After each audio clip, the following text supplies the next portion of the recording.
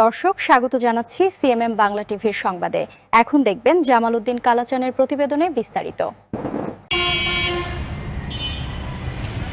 নতুন সরকার ক্ষমতায় এসেছে।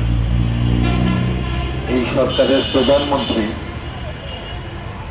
আজকে সিলেট গিয়েছেন, যেটা অনেকটা হাওর পরিবেষ্টিত একটি অঞ্চল। সুনামগঞ্জ তো পুরোটাই, নেত্রকোনা তো প্রায় পুরোটাই।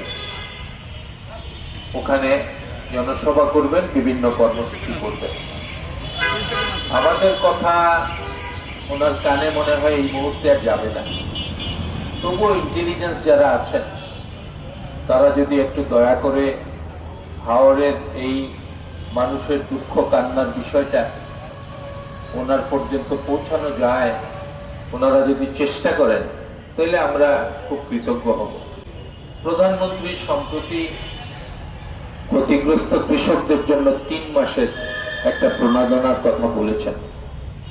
মাননীয় প্রধানমন্ত্রী, আপনি আমার দলেরও নেতা, খুব বেশি কিছু বলতে পারি না, কিন্তু একটি বিষয়ে আপনার দৃষ্টি আকর্ষণ করছি। 12 মাসের খাবার কেড়ে নিল পানি, আপনি দিবেন 3 মাসের প্রণোদনা। তাও গিয়ে কবে পৌঁছবে আল্লাহ তো মালুম। এই 3 মাসের প্রণোদনার মধ্যে লুটপাট কতটুকু হবে?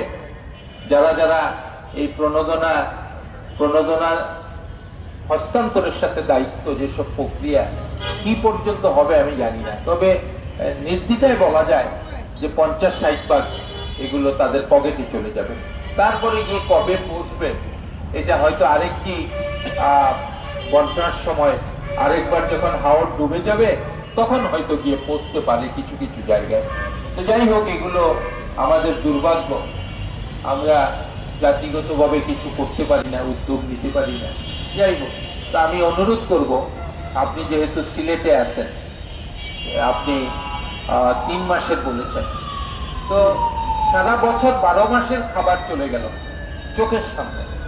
কৃষক তার সোনালী ফসল, আপনার যে প্রতীক ধানের শীষ, ডুবে গেল পানিতে, আর আপনি দিলেন 3 মাসের।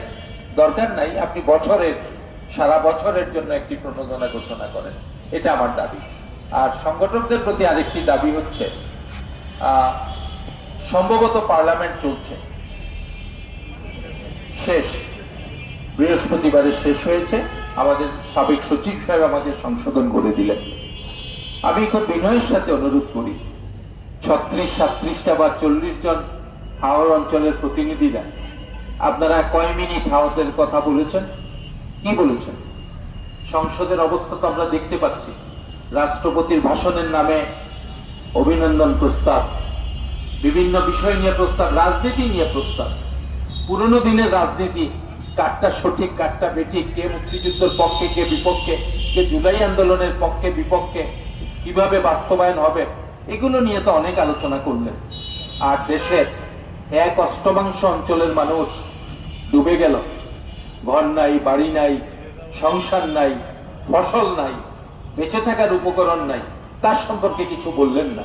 2-1 জন যদি বলেও থাকেন, জোরালো ভাবে বললেন না। তো আমি সংগঠকদের প্রতি অনুরোধ করব, পার্লামেন্ট তো এখন বন্ধ হয়ে গেছে, অধিবেশন স্থগিত হয়েছে, আপনারা একটা কর্মসূচি করতে পারেন, সহজ কর্মসূচি। সেটা হচ্ছে প্রধানমন্ত্রীর কার্যালয় অভিমুখে আপনারা একটা মার্চ করতে পারেন। খুব বেশি মানুষের দরকার হবে না, ভালো কাজে বেশি মানুষের দরকার হয় না। তো এটা করতে পারেন। এটা করলে হবে কি, সরাসরি প্রধানমন্ত্রীর কাছে সেই সংবাদটি যাবে এবং তিনি একটা পদক্ষেপ নেবেন। তিনি চেষ্টা করছেন, নানাভাবেই চেষ্টা করছেন। মানুষের সীমাবদ্ধতা আছে, চাইলেই মানুষ সবকিছু করতে পারে না, চেষ্টা করছেন। আমাদের আশা থাকবে তিনি পদক্ষেপ নেবেন। সম্মানিত উপস্থিতি, এই যে দেশের 1/8 হচ্ছে হাওর এরিয়া, 56,000 বর্গমাইলের মধ্যে 1/8। পার্বত্য চট্টগ্রামের তাদের এরিয়া হচ্ছে 1/10। তারা বন্দুক নিতে পারে না, এই জন্য খুব গুরুত্ব তাদের প্রতি, বন্দুক চালিয়ে দেয়। আর আমরা মানুষের এই 20 কোটি মানুষের জন্য বন্দুক যোগাই, ধান উৎপাদন করি তারা বেঁচে থাকে, ফসল উৎপাদন করি তারা বেঁচে থাকে, 20 কোটি মানুষের। তো সেক্ষেত্রে আমাদের বন্দুক তো 20 কোটি মানুষের কাছে আছে, ওগুলো সংগ্রহ করে গর্জে উঠলে কি হবে? আপনি যা ইচ্ছা তাই করবেন, আকাশ থেকে বৃষ্টি পড়বে, সাথে কৃষকের কান্না যুক্ত হবে, বৃষ্টি ভারী হবে, সেই জলাশয় সেই পানি নিষ্কাশনের ব্যবস্থা আপনি করবেন না? আপনি মাঝে মাঝে বাঁধ দেবেন, সুরম্য রাস্তা নির্মাণ করবেন, করেন, অসুবিধা কি? কিন্তু এগুলো তো আপনাকে করতে হবে, আপনি না করলে তো হবে না। আকাশের কান্না, মানুষের কান্না একাকার হয়ে আমাদের